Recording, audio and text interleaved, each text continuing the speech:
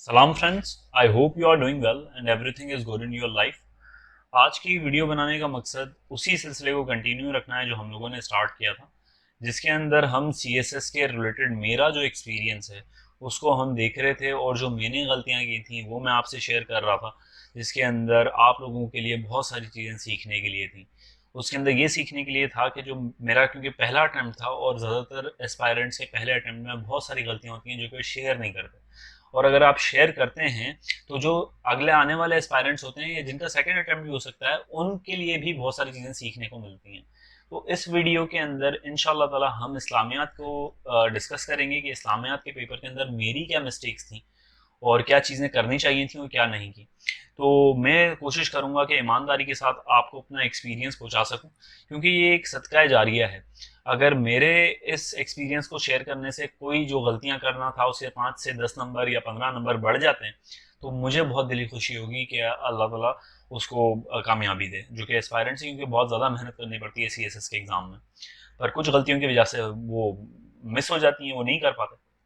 तो मैंने इस के रिलेटेड एक पूरा लेक्चर सीरीज बनाने का सोचा था और मैंने कुछ वीडियोस अपलोड भी की हैं, जिसके अंदर एसए से रिलेटेड मैंने अपना एक्सपीरियंस शेयर किया और भी करूँगा, ट्रेसी से रिलेटेड किया और जनरल साइंस एंड एबली के साथ इस चैनल पे अभी तक वीडियोस अपलोड हो चुकी हैं।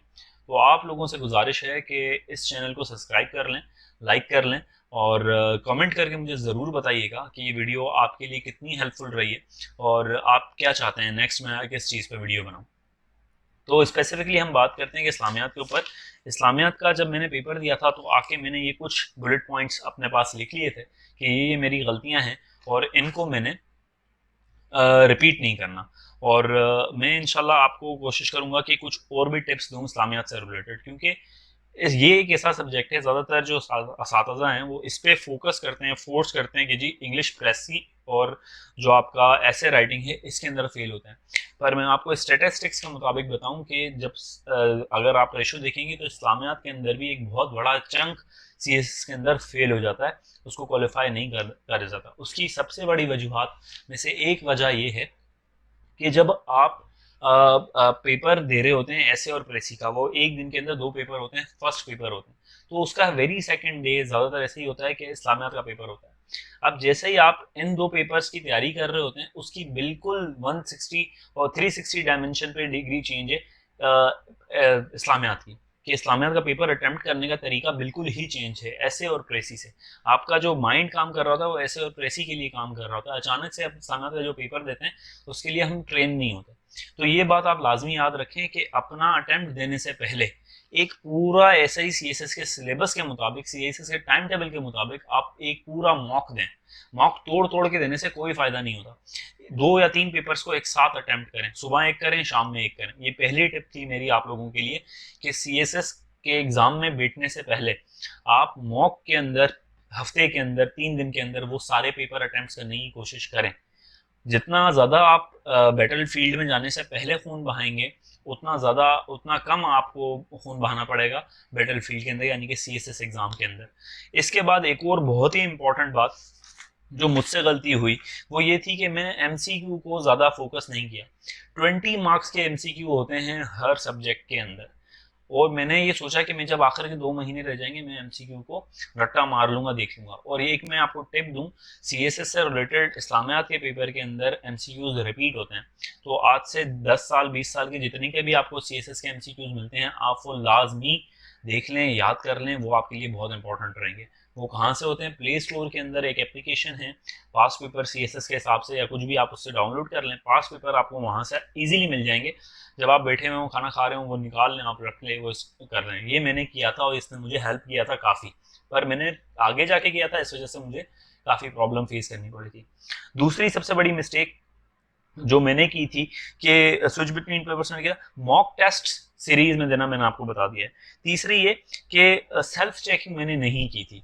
कैसे कि मैंने जब अपने मॉक्स लिखे, ज़्यादातर मैंने फोकस किया इस्लाम ऐसे के ऊपर, और प्रेसी को मैंने इतना फोकस नहीं किया, ऐसे के ऊपर मैंने बहुत ज़्यादा फोकस किया। मैंने उसको तो तकरीबन सही कर लिया, पर जो दूसरे सब्जेक्ट्स थे मेरे उसकी मैंने इतनी ज़्यादा प्रैक्टिस नहीं की, उसके सवालात को इतना ज़्यादा हल नहीं किया। तो जैसे ही मैं शिफ्ट हुआ ऐसे से इस्लामियात के ऊपर, मेरे लिए एक अजाब क्रिएट हो गया, क्योंकि मुझे पता ही नहीं था यार पेपर इसको कैसे अटैम्प्ट करना है। क्योंकि बात मेरा दिमाग तो वहीं पे काम कर रहा था, क्योंकि एक 6 घंटे तक एक कंटिन्यूस प्रोसेस रहता है, उसी तरीके से काम दिमाग कर रहा होता है। तो इस चीज़ को आपने ट्रेन करना है कि पेपर किस तरीके से अटेम्प्ट करना है। 3 से 4 सवाल है, तो आपको उसकी किस तरीके से कितने पेपर्स पे लिखना है, ये आपने पहले से सोच लेना है कि यार मेरा जो सवाल है वो कम से कम 4 पेजेस पे जाना चाहिए, मेरा जो सवाल है वो कम से कम 5 पेजेस पे जाना चाहिए या 3 पेजेस पे जाना चाहिए। उसकी थिंकिंग आपके पास पहले से होनी चाहिए। अगर थिंकिंग पहले से नहीं होगी तो मसला ये आएगा कि जब आप CSS एग्जाम में बैठेंगे तो प्रेशर इतना होता है कि आप अपना जो फुल पोटेंशियल है वो दे ही नहीं पाते। पहले से सेट कर लें कि यार आज 2 या 3 पेज पर मैंने सवाल को देने, फिर आप उस तरीके से लिखना स्टार्ट करें, उस तरीके से कैपेबिलिटी बनाएं, प्रैक्टिस करें, इंशाल्लाह ताला हो जाएगा।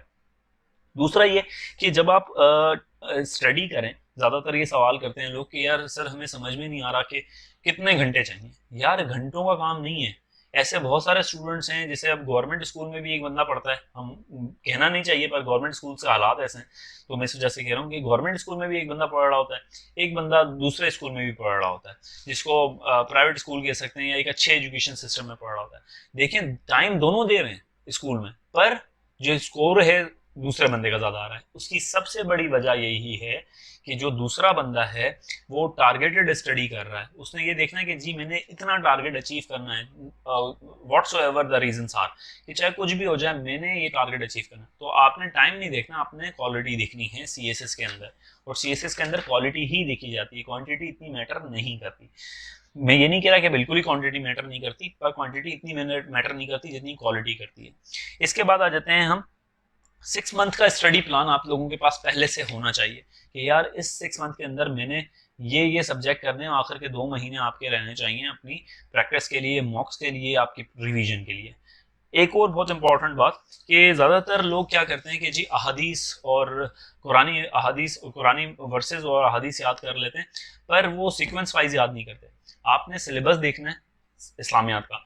जब आप इस्लामियात का सिलेबस देख लेते हैं तो आपने ये देखना है कि मोस्ट रिपीटेड MCQs या मोस्ट रिपीटेड जो क्वेश्चंस हैं वो कौन से हैं, उसके हिसाब से ही आपने अपनी सिलेक्शन करनी है। 1 दिन या 2 दिन पूरे दिन है उसको सर्च करना है कि यार ऐसी कौन सी अहादीस, ऐसे कौन से वर्सेज हैं जो हर जगह फिट हो जाते हैं।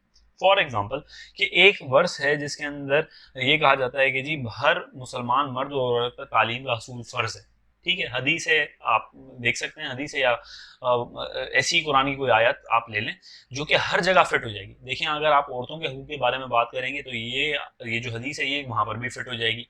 आप अगर वुमेन राइट्स की बात करेंगे वहाँ पर भी फिट हो जाएगी। आप इक्वलिटी की बात करेंगे ये वहाँ पर भी फिट हो जाएगी। तो ऐसी अहादीस को आपने सेलेक्ट करना है जो कि हर जगह फिट हो रही है, ठीक है।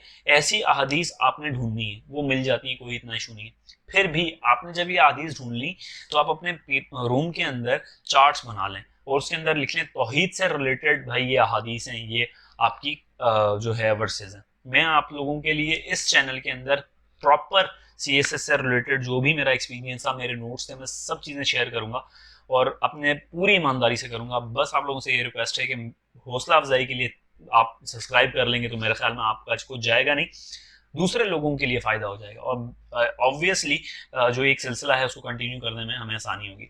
इसके बाद हमने बात कर ली कि सिलेबस के ऊपर, टॉपिक वाइज अहादीस के ऊपर भी मैंने बात कर ली आपसे। स्टैटिस्टिक्स बहुत इंपॉर्टेंट है जो कि ज़्यादातर स्टूडेंट्स नहीं करते।